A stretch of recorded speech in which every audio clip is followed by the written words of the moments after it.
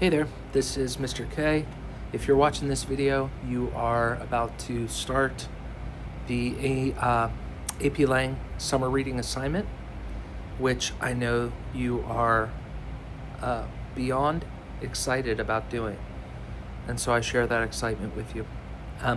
What I wanted to do in this video is, first of all, be as brief as possible for you, but also just read through the directions for the assignment and then read through the prologue of our summer reading book, A Deadly Wandering, and just show you some stuff that I annotated as I went through, and just give you an idea of what the process looks like, because two things are true at the same time. First,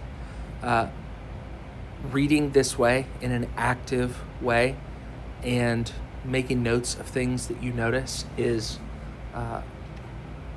insanely important, especially as you get into an AP class now. So, reading at the college level takes more active participation on your part. So it is important. I also, though, I don't want you to be in agony. I don't want you to walk into this book and be like, okay, he said to annotate it, so now I have to write every single thing I notice on every single line.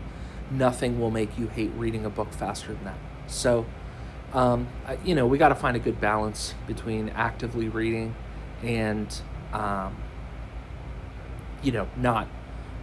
getting so weighed down, bogged down that we're just like, this is the worst thing I've ever done. So, before I step into, two quick things. First of all, this may feel like busy work to you, and if it does, I'm sorry about that. I literally do this on my own time when I'm reading, most of the time. If I'm reading on vacation and it's literally just for fun, just for enjoyment, that's one thing. But if I'm reading to study something, which I'm often doing, I have a pen or a pencil in my hand, and I'm making notes. And so you may hate this, but I want you to know I'm not asking you to do something that I am not willing and able to do myself. Second thing is that the reason I chose this book in the first place is this book, A Deadly Wandering, actually changed my behavior, which is really, as you'll see when you get into AP Lang, is kind of the point of the course, is how do we use language to actually influence people, right? To change minds, to invoke feeling, to enact action. And so this book actually did that for me. I read this and was like, no, seriously, I need to put my phone down when I'm driving. And so I figure if even one student, I give this summer reading book every year, if even one student decides to put their phone down when they're driving, and I was the worst, I was the most guilty at that, then I think it's worth the time. So anyways, let me jump in, let me read the assignment. Here we go. So this is to you, to the student. Our AP Language and Composition course opens with a claim from the Gospel of John, which we'll talk about on our first day together. The Word entered the world and changed it. We will spend a year asking what it means to use language well, with authority, care, and consequence. But language requires attention, and attention is exactly what Matt Richtel's book is about. On January 14th, 2006, a 19-year-old named Reggie Shaw was texting while driving on a rural Utah highway. In seconds, two scientists, James Ferfaro and Keith Odell, were dead. A Deadly Wandering follows Reggie's story, the neuroscientists who study what distraction does to the brain, and the investigators and legislators who fought to make distracted driving a crime. Richtel won the Pulitzer Prize for his reporting on this subject. This book is the long form of that work. This is narrative nonfiction. It is a book-length argument made through story. So as you read, your job is to read it both as a reader, so following the story, of course, and once as a rhetorician. And we'll talk about that term, but when we get together in class. But what that means is just noticing how Richtel constructs his argument. The annotation prompts below will train that second kind of reading. All right, you'll need both in this course. So what is due the first day of class? A handwritten response of your reading. This is different than the like essay response, which I'll talk about in a second. This handwritten, you do not have to handwrite an essay. This means like your annotations in the book, right, are handwritten. Or if you want to keep like a separate journal, if you don't want to write in a book, that's fine too, all right? So that's what is handwritten here. We're going to divide the book into 3 roughly equal sections as you read. The prompts below are keyed to those sections. You do not need to annotate every page. Aim for quality over quantity. The goal is to build habits of reading that will carry directly into our working class, all right? So this right here is section 1.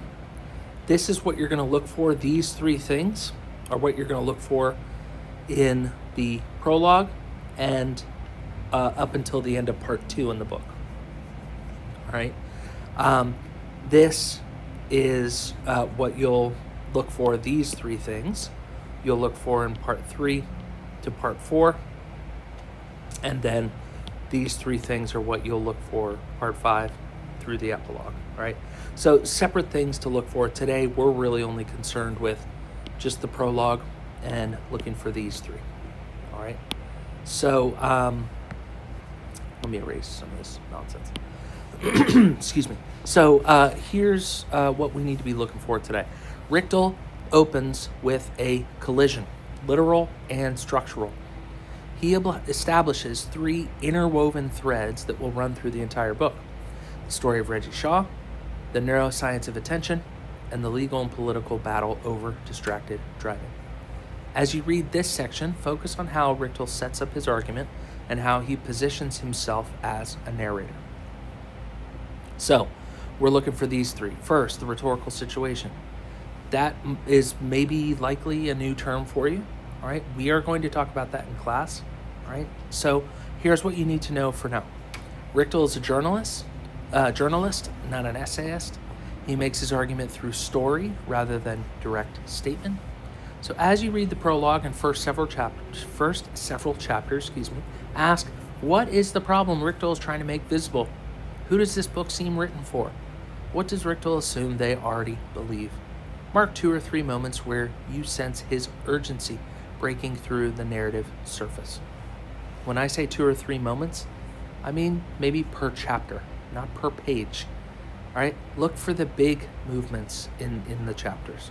Right, in the margin, you might write 1 sentence to this answer. What is forcing Richtel to tell this story? What is driving him? What is motivating him to tell this story? Okay, second thing, narration as evidence.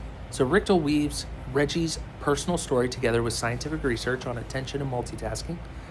These are not just 2 storylines. Each thread functions as evidence for claims the other thread is making.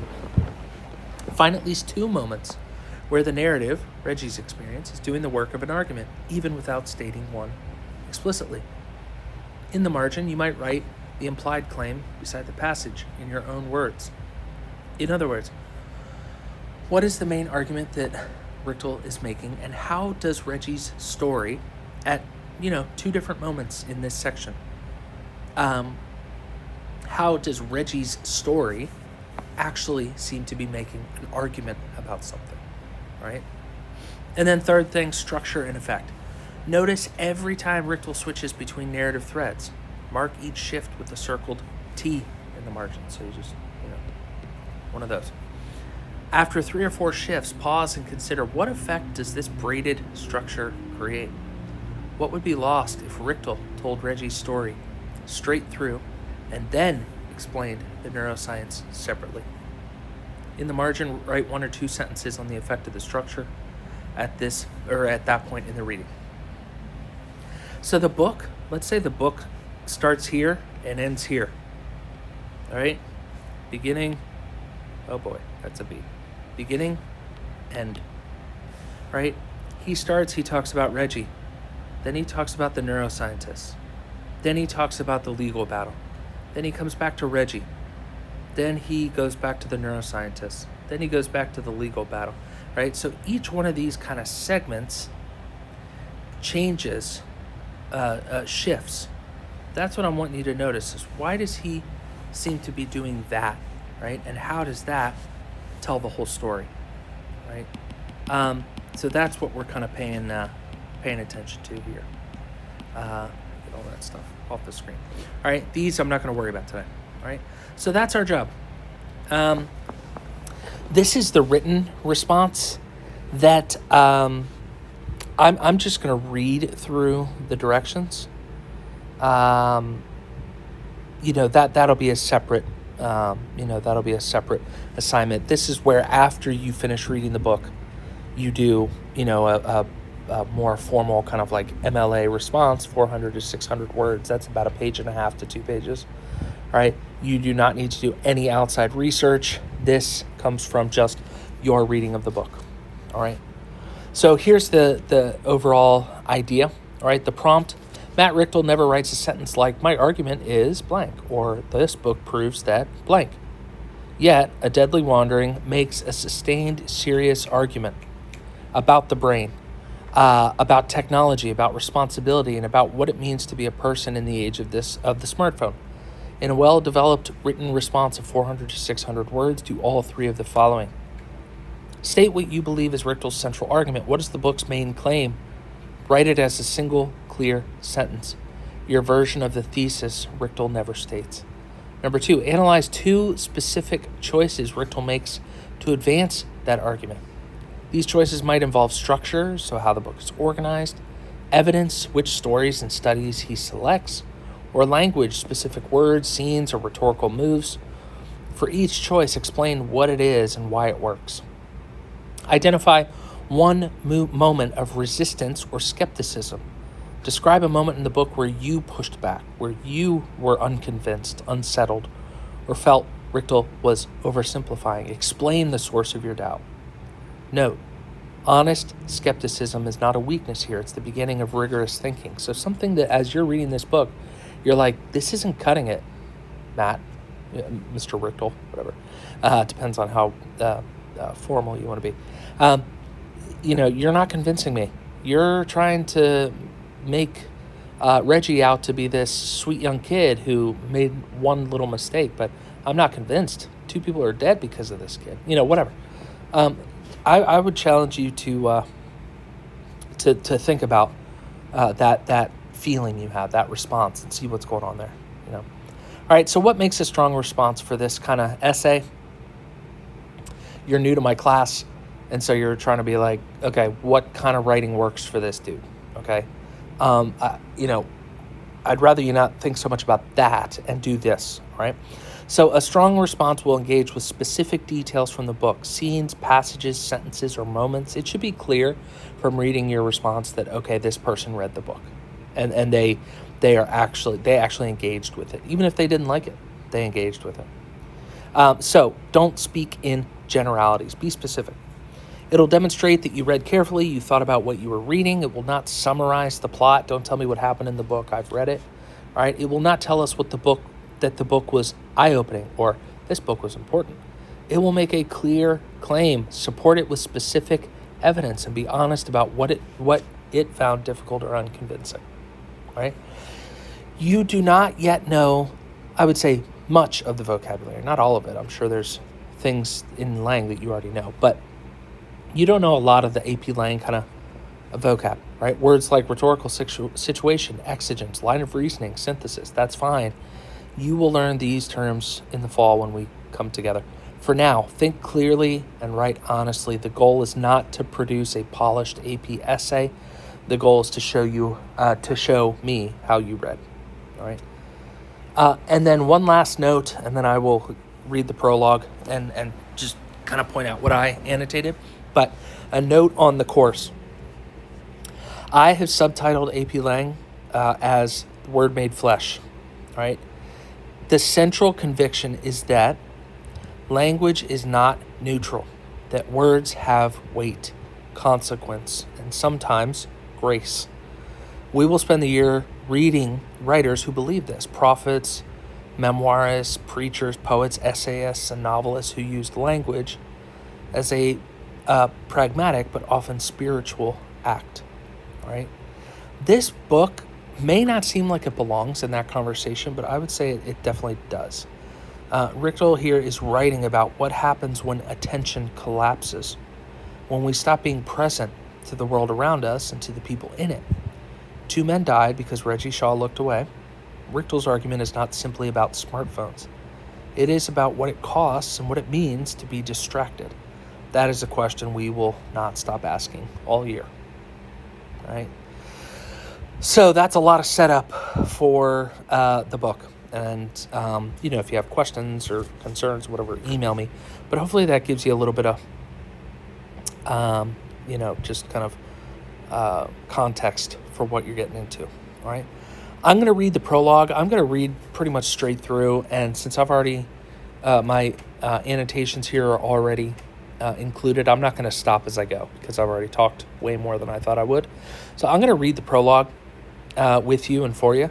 And at the end, I'll make some brief comments and then I'll be done. Okay, so here we go. The prologue. Are you comfortable, Reggie? Yep. Reggie Shaw lies on a medical bed, his head inches from entering the mouth of a smooth white tube, an MRI machine. He's comfortable, but nervous. He doesn't love the idea of people peering into his brain. Next to the machine stands a radiology technician in blue scrubs, her hair pulled tightly into a bun. She scans the room to make sure there are no errant pieces of metal.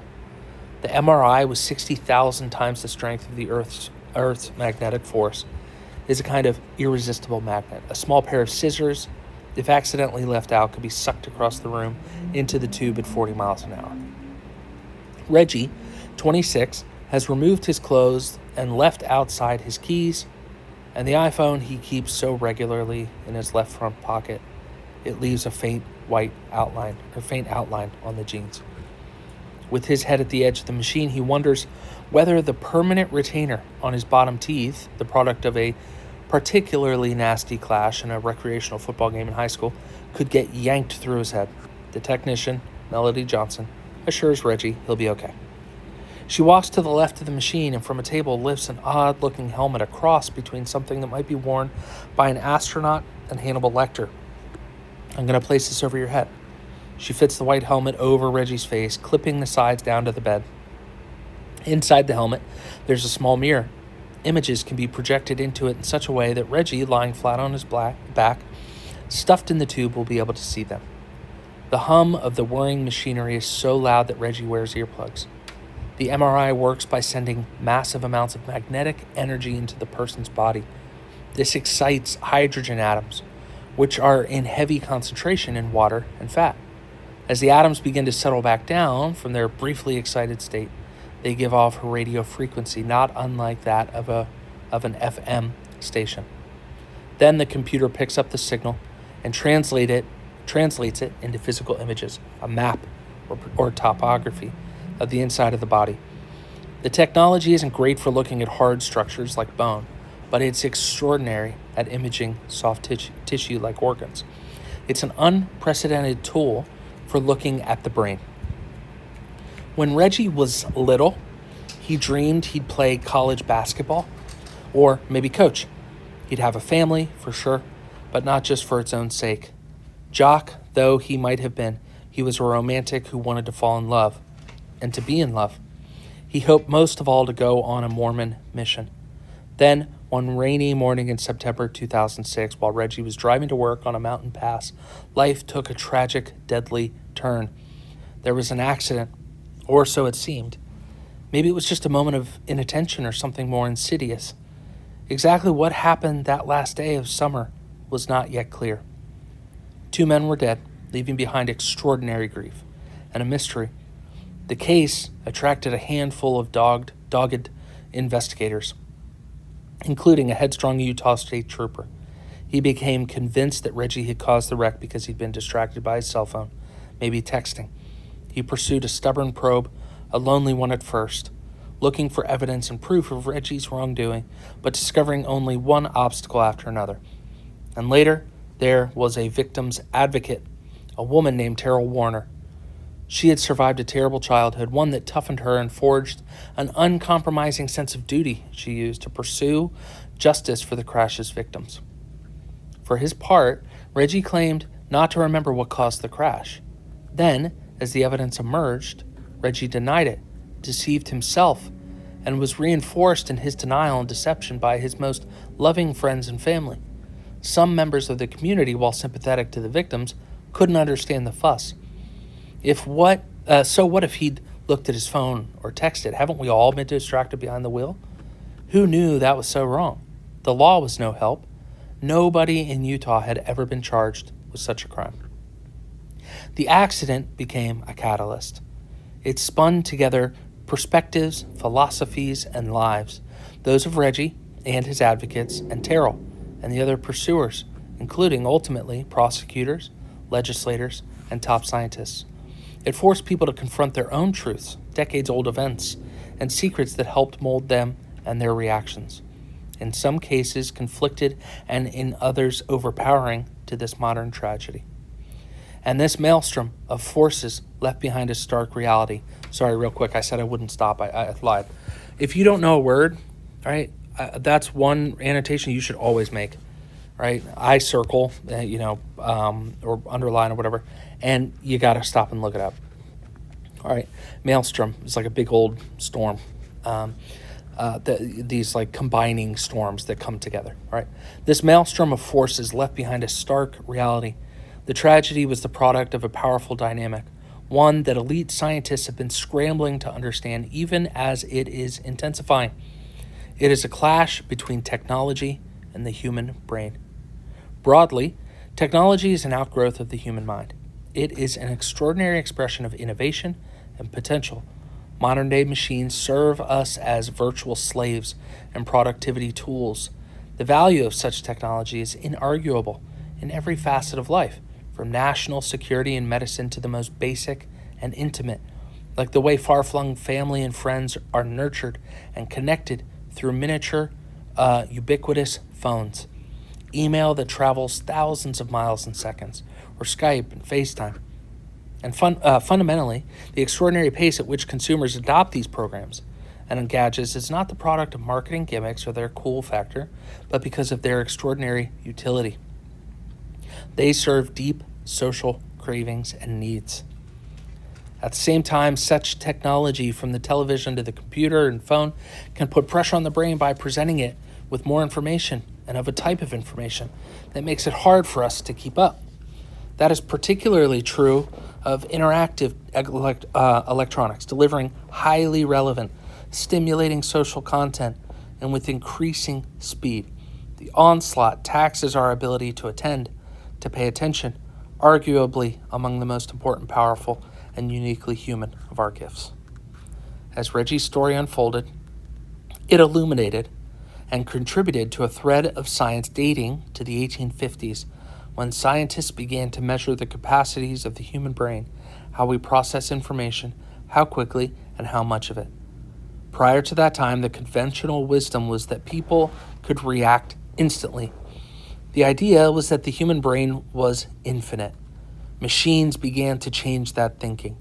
Compared to, say, guns or trains or the telegraph, people's reaction times didn't seem so instant. Technology was making us look slow, but it was also allowing scientists to study the brain, creating an interesting trade-off. Machines highlighted the limitations of the brain, threatened to stress our processing power and reaction time to the breaking point, but they also allowed scientists to understand and measure this dynamic. Then, around World War II, modern attention science was born, also prompted by people's relationship to technology. A generation of pioneering researchers tried to figure out how much technology pilots could handle in the cockpit and tried to measure when they became overloaded and why, or why radar operators looking at cutting-edge computer displays were sometimes unable to keep up with the blips that showed Nazi planes. In the second half of the 20th century, high tech moved from the military and government to the consumer. First came radio, and then television, the demand for it growing explosively from 3.6 million sold in the U.S. in 1949 to an average of 3 per American home in 2010. Computers followed. The first mouse pioneered in the early 1960s, the personal computer a decade later. By the 1980s, the commercial mobile phone exceeded by orders of magnitude the capability of the world's greatest military computer in World War II. And within a few years, it would be right there in the pocket. The developments were swift, the acceleration described by Moore's Law, which in essence talks of computer processing power doubling every 2 years. There was something else, a principle less celebrated than Moore's Law, but of equal significance when it comes to understanding what is happening to the human brain. The axiom is called Metcalfe's Law. It was codified in the early 1990s, and it defined the power of computer network by the number of people using it. More people, more communication, more value, more pressure. As networks became more populated and powerful, they added a huge wrinkle in the demand for attention by turning computers into personal communication devices. The technology was delivering not just data, but information from friends and relatives, communications that could signal a business opportunity or a threat, an overture from a mate or a potential one. As such, the devices tapped into deep human needs with increasing speed and interactivity. It was not just pure social communications, but video games, news, even shopping and consumption, a powerful, personalized electrical current connecting all of us all of the time. This was the marriage of Moore and Metcalfe, the coming together of processing power and personal communications, our gadgets becoming faster and more intimate. They weren't just demanding attention, but had become so compelling as to be addictive. The modern attention researchers, walking a path laid down by their forebears 150 years earlier, asked a new question. Was technology no longer the slave, but the master? Was it overtaking our powers of attention? How could we take them back? It wasn't just a question of life or death stuff, like the stakes for pilots in World War II. Now there were subtler tensions. The concept that nips and cuts at attention in the cubicle can take a persistent and low-grade toll on productivity, or in schools on focus, or at home on communication between lovers and parents and children. Would it hinder memory and learning rather than enhance it? Past technological advances from the printing press to the radio and television had invited questions about their unintended consequences and possible negative side effects. But many scholars agreed that these latest breakthroughs, taking full form only in the last decade, marked a difference in our lives in orders of magnitude. Technology was exploding in complexity and capability. How could we keep up?